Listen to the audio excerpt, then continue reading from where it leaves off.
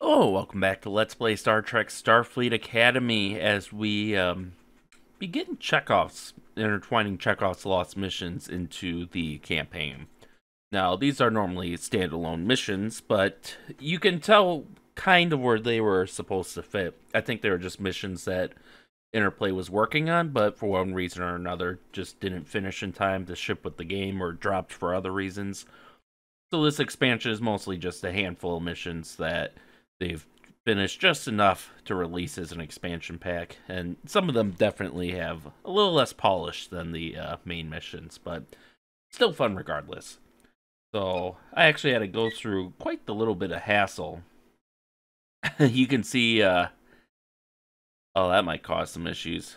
You can see how fast this background is. I forget the last time I looked at it, but um, there are parts of this program that are not CPU limited, so they just go way out. Everything else looks good though. Joystick. I think we're good here. I did manage to import my save games. Because what I actually had to do is there's a way to get Chekov's Lost missions to work with the GOG and presumably the Steam installation as well of Starfleet Academy, but that kind of broke for me. It mostly worked, but in the mission we're actually playing today, it had problems calling up a script, and I couldn't fix it. So I ended up installing the original 1997 version of Starfleet Academy, and then installing the expansion on there, and I got it to work that way. So there may be a few slight changes. I've noticed just in my tests, there's occasionally a bit of graphical corruption of the videos and such, so I might have to re-record some videos. But overall, I think it won't be noticeable for the most part. And I'm going to run these missions from within our mission or our campaign setting, because I don't know for sure, but you know, because you can run missions after loading a game, I have to wonder if this crew rating actually applies to you in those single missions as well. It might not. It could very well not have any effect at all. But it would be interesting if it did, you know, if you could use your campaign rating instead of, say, whatever rating you get at the start, if that's like the default if you just run from the main menu. So that's why you'll see me run these from within the load game thing. I don't know why I just reloaded it, but I did. In any case, if we go to missions, you can see when you do successfully install it. One, there's the splash screen when you're running through all the intro videos is a little different because you'll have Chekov's Lost missions appended to the little Starfleet Academy splash.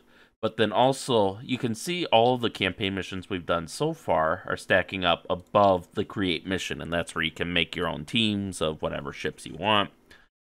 However, below the create mission is where Chekov's lost missions are put in, and Chekov's just the guy who lost them. He doesn't really feature prominently in them.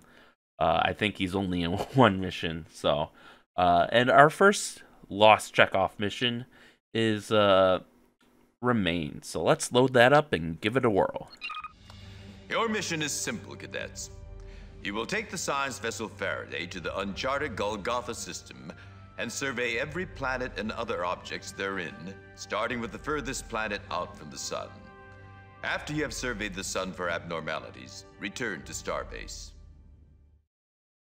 Captain's log, stardate 3003.4. We've been directed to make a scientific survey of the Golgotha system. We're leaving warp near the current position of Golgotha 8, the planet farthest out from the sun. Course laid in, Captain. Alright, so just gonna tweak that a little, because I did have one bug where, like, even though I was at my library station and at green alert, the game suddenly decided I fired on the starbase, which was weird. But in any event, let's research Golgotha in our library archive, and it does appear there's an entry. Star system of the Class M red sun. There are 8 planets known, including 4 gas giants and 2 that could conceivably harbor terrestrial life. No radio signals or planetary scale visual displays coming from the system have been detected. So this should be a milk run. nothing's been really detected from there. We don't know much, but we're just on a planetary survey mission, so should be easy, right? It's never easy. Entering Golgotha System. So let's begin our survey at Golgotha 8. Mr. Sturck, if you could scan the moon of Golgotha 8 Alpha, if you please. They don't require you to scan the moons. I'm just doing that for roleplay reasons. But now, Mr. Sturck, if you could scan the surface of Golgotha 8. Receiving scanner data, Captain. Cartographic section reporting in, Captain. Our survey of Golgotha 8 is complete. Course laid in, Captain. Miss Acton, if you could take us to Golgotha 7, if you please.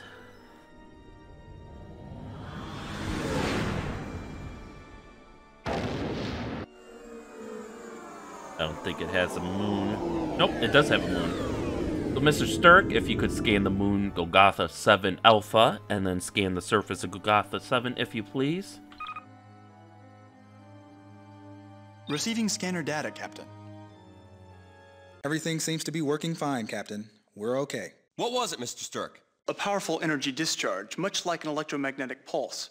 If the Faraday had been any closer to the pulse, we would have lost several key systems, including the shields and warp drive. We would have been helpless in space. We cannot use our communication equipment. Do you mean our communications don't work? The communications work, Captain. It's just that no matter what I do, interference from somewhere within the system is blocking our communications. Was this happening before the pulse? This interference was not present before. Now all I can raise on any subspace channel is static. Red alert! Power to the phasers. Let's see what our mysterious attackers do next. I think this is bigger than we can handle. Set a course back to Starbase, Ensign Korn. As long as the sensors are still working, let's finish the survey, okay? Set course for Golgotha 6. Well, this certainly sounds like one of those unusual phenomena we're supposed to investigate. Where did it come from, Mr. Sturck? There is still residual interference with the long-range sensors, Captain. However, the source of the interference seems to be Golgotha 4. Golgotha 4 sounds like a good place to stay away from. Strike it off our survey list and continue on. Then we'd better step up our schedule. Course laid in, Captain. Alright, and the ship automatically goes to red alert. We're going to go to yellow alert, because we have no reason to think it was a hostile act, necessarily. But out of an abundance of caution, we will be increasing power to the shields. And Miss Acton, if you could please take us to Golgotha 4.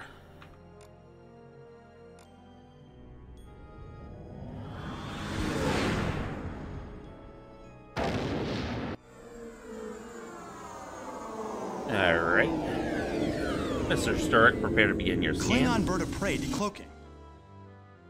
Hail the Magia. Captain, we're being hailed by the Klingons. Audio channels only. This is Captain Dekwa of the Klingon ship Oberth. Prepare to be destroyed.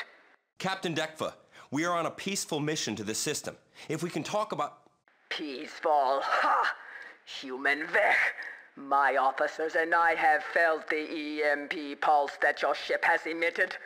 We will not have another Genesis, and we will destroy you before you have a chance to use it in Klingon space.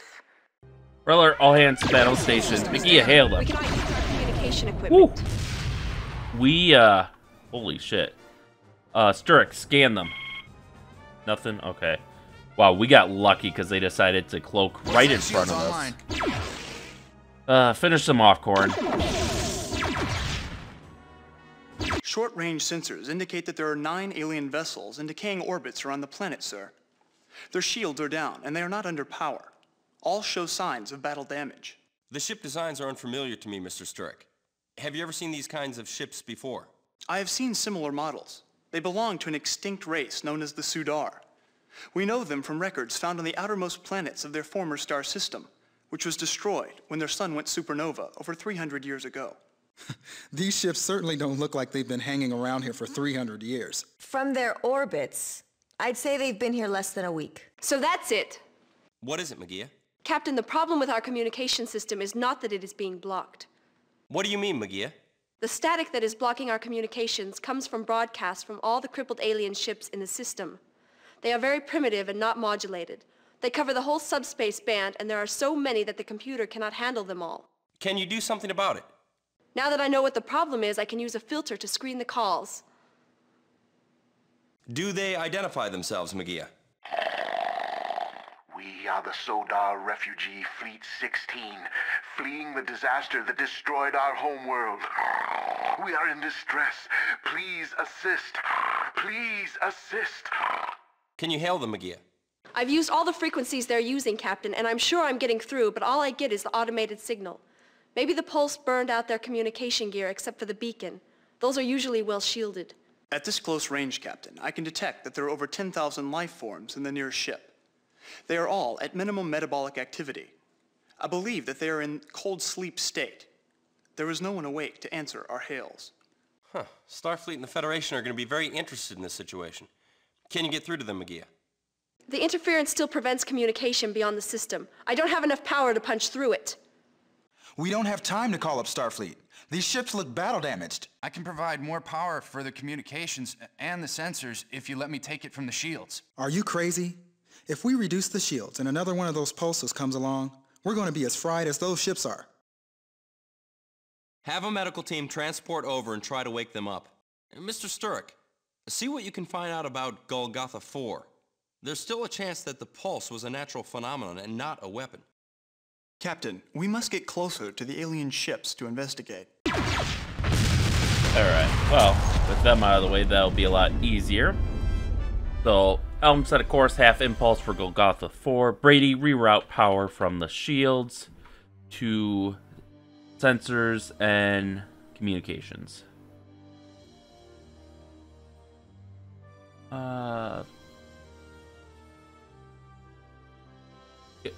Magia, can we hail Starbase yet? We cannot use our communication equipment. Sturrock, can you scan Golgotha 4? Receiving scanner data, Captain. Cartographic section reporting in, Captain. Our survey of Golgotha 4 is complete. What about the Sudar ships? Portside shields repaired. No, nothing. I guess we just gotta keep getting closer.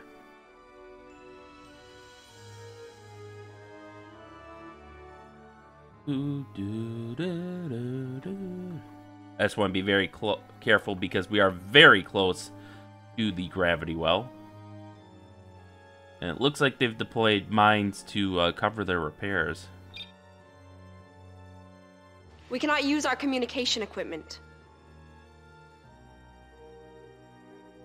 Sturrock. Alright, Corn, you can return fire.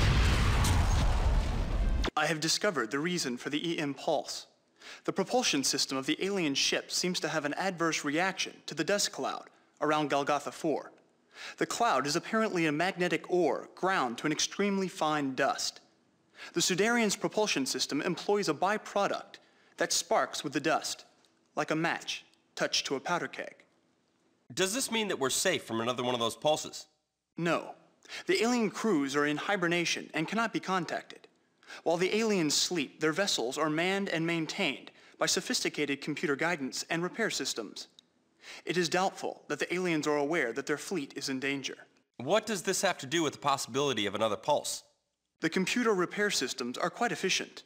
Some of the closer ships already show signs of significant repairs to their propulsion systems. The engines of those ships may be operational within a few minutes. If one of the ships manages to repair and restart its engines inside the metallic cloud, the resultant pulse will destroy all the upshielded Sudarian ships in the satellite system and cripple the Faraday as well. If the dust cloud is the problem, then we have to get these ships out of the dust cloud. Sturrock, how far does this cloud extend? Almost 2 planetary diameters, sir. Captain, the starbase is hailing us. Do what you can to help the aliens, Captain. Anything left of your survey can wait for another day. Alright. I gotta switch to short range here. Just so I can find all the mines. Which, incidentally, are very similar in design to the mines from the first Starboard mission of the campaign. Repaired. Alright, stand down, yellow alert. Let's take power from the sensors back to nominal. and take it from communications, since we managed to get in contact with Starfleet. I want to divert some to the shields, and then Brady, we're gonna need maximum power on that tractor beam. Alright, let's see how close we can get to these Sudar ships. Where are they? Oh, there they are. They're way down there. Alright. We gotta get pretty close to these guys, too, before we're able to tractor them.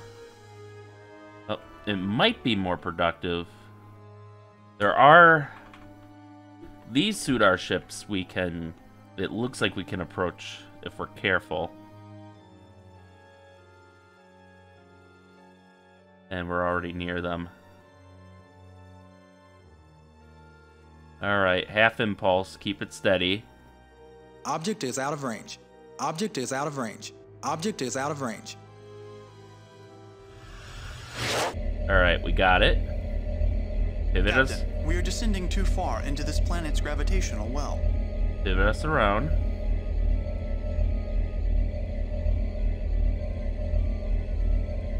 Alright, Sturk, let me know when we're clear. Clear, Captain. Alright. And break off. Target the next ship. Let's repeat this procedure. And let's try to do it quickly, folks. We got some aliens to save. Object is out of range.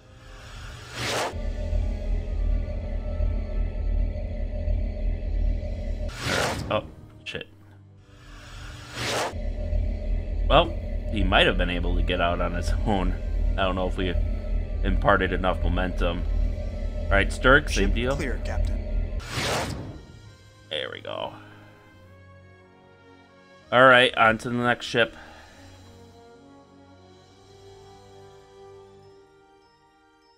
I wish there were a better way of targeting these. Alright. Looks like we're already in range of this one. Alright, slowly bring us around. I do wish the tractor beam was more responsive, but what can you do?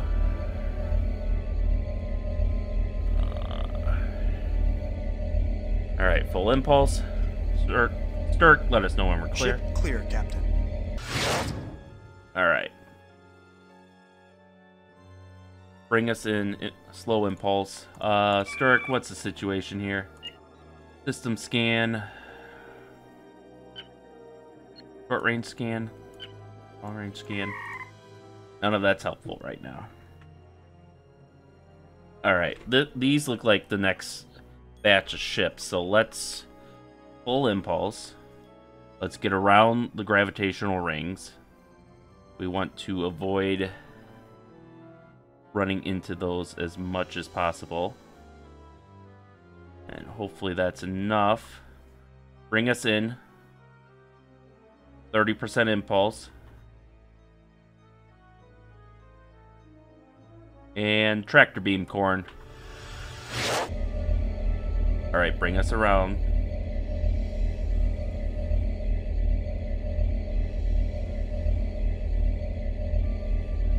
There we go. Now we've brought it in.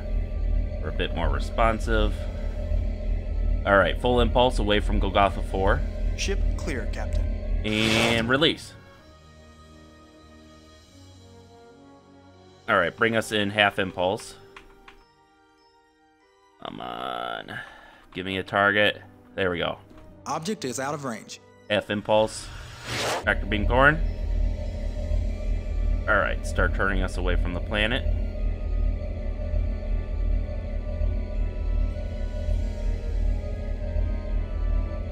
Full impulse. Away from the planet.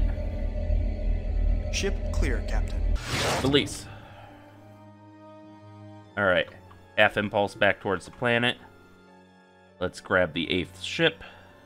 And it looks like there's going to be at least one more batch of ships we're going to have to rescue. Alright, slowly bring us around. Shit. Reacquire. Alright, Corn. Full speed away from Golgotha. Ship clear, Captain. And 3 remaining. Release. Okay. There's the ships. We're not too far from them. We do have to be wary of the gravitational field. So let's come around and try to approach them as straight on as possible. Full stop. Object is out Tractor of beam. range.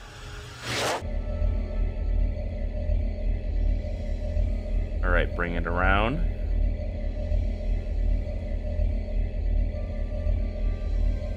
Half impulse. And now full impulse. Ship clear, Captain. And release. All right, bring us back around for more. All right, half impulse. Come on, people, we're almost there. Core and tractor beam. Oops, tractor beam now. I was just looking at the distance. I didn't realize fat finger didn't hit all stop instead of 10% impulse power, and I thought the game had crashed or I had failed. All right, full impulse away from Golgotha 4. Ship clear, Captain. And release. Alright, let's grab them. And nothing given to us for scanning the ships. Half impulse. Corin, prepare to grab a tractor beam. Object is out of range. And tractor beam. Alright, bring it around.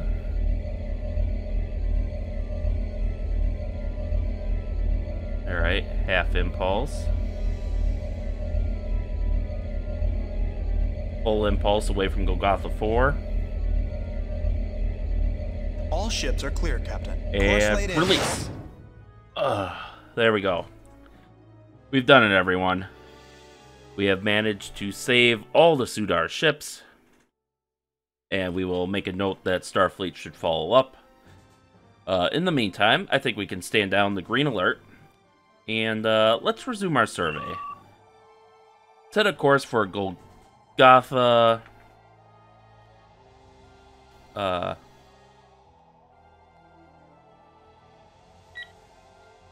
Can I get Golgotha? Nope, I can't. Oh, it doesn't let you, because you can only select the system. So as much as I would like to hit up, there's nothing stopping us from finishing the survey at this point. And technically, I still could do it. The problem is it takes forever. Yeah, so we see Golgotha 1 is 1,545 kilometers away. It's doable. I've done this in the Romulan mission, where instead of warping to the point, I just full impulse to the point. But it will take forever. Yeah, you can even see here, it's ticking down at about, what, 1,000, 2, 1,000. So about 2 per second, so if you had around 3,000 seconds, which is going to be what? Well, 300 is 5 minutes, so times that by 10. So it would take the better part of an hour just to travel to Golgotha 1, and that's assuming all the planets are in linear order. So, unfortunately, we will not be finishing our survey of the Golgotha system today. However, at least we saved the Sudar, and it seems they may have been the ones who laid the mines in the first mission. So it may have, the cataclysm may have been a war, or the war. Sudar, the name given to a deceased race that was trapped on the planets of an exploding sun. Records found on one of the outlying surviving planets whose atmosphere was ripped off by the exploding star show that the Sudar were very advanced in robotics, but had not developed warp technology. They did have an extensive spacefaring culture, or space-going culture, with colonies on every planetary body in the system. Fortunate for them, they didn't have more outside of the system. I like that picture. That is a beautiful picture. Anyway, Sudar Prime System, the star that was once home to the destroyed race known as the Sudar. It is now a white dwarf in the Alois sector. Explorers from the USS Oberth, discovered the archives on Sudar 7 that told the story of the doomed system. The actual explosion happened just years before the Federation entered that sector. That's a shame, we could have saved them. Oh well, who knows, maybe even if we could have saved them, since they technically were pre-warp, they might have just been, oh, Prime Directive, oh well. Starfleet means well, but they can be a little stupid sometimes. Elm, set a course for Starbase, Warp 4. Engage.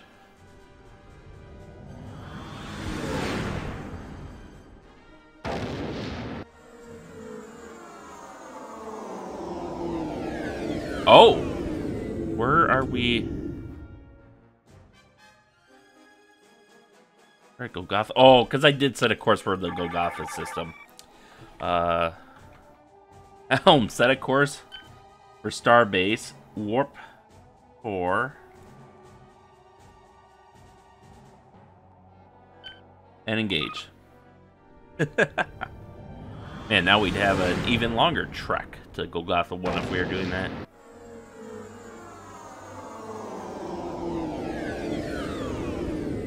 Magia, hail Starbase, let them know mission accomplished. Hailing frequency open. Mission accomplished, Starfleet. Your quick action and assessment of the real cause of the problem saved thousands of lives. You've done well, Cadet. Excellent, Cadet. Your score and performance on this scenario were well above average. Alright, so I will save the game, because why not? I don't think it... Again, I don't think it affects crew scores or anything. But hey, we got a successful mission. And, just a few more things I do want to talk about before I let everyone go here. First of all, I am very happy that we did manage to save the Sudar. We've now saved the race, or rather brought it back from the brink of extinction. Since we managed to save these ships. Now, the reason I didn't send the medical crew over is, well, kind of player knowledge here, but, you know, you ever see sci-fi, it's not just a snap to bring someone out of cryo, especially if it's a cryo system you're unfamiliar with. It can take hours, days, weeks, months, even years. So, sending a medical team over was not going to improve our situation at all. We basically had only ourselves that we could rely on in that situation to save them. And then, the other thing I want to note is that our ship's name was the USS Faraday. Now, let me double check here, but Faraday was, I believe, a physician, or, physician? No. Physicist? He was a scientist, who studied the physical sciences and such, Michael Faraday. And he contributed a lot to the fields of electromagnetism and electrochemistry. And he's required reading in, you know, we learn his theorems and stuff in electrical engineering at the university, at least. And so, you know, our ship was obviously named after him. And I find that amusing because, one, the EMP kind of relates to some of his theories, I do believe. That electromagnetic pulse that briefly affected our ship. But also, there is a device known as the Faraday cage, which can be used to block an electromagnetic pulse, or just electromagnetic fields in general. So, I find the irony there nice, I guess. But yeah, if you want anything to survive the apocalypse, anything electronic that is, put it in a Faraday cage, because that will, if it's constructed well, it should prevent an electromagnetic pulse from affecting your equipment. Should being the key word. Obviously, don't leave it running all the time, but, you know, and have more than just the Faraday cage, but, you know, there's that, and it can also help protect against the sun's electromagnetic fields as well. But basically the Faraday cage kind of neutralizes any incoming electromagnetic charge across the whole of the cage, which then protects it from the insides from it. And you'll notice you know, like if you were in a Faraday cage, for example, you wouldn't be able to get cell phone signal because all of those radio waves would just be absorbed by the cage. So, just a little fun trivia fact. Other than that, I think we can resume with our campaign after this, and of course dabble in the Chekov's Lost missions occasionally, as I do think they fit very well within the narrative of the main campaign. So with that, thank you all for watching, and stay tuned for next time, and stay safe out there, and we'll see you then.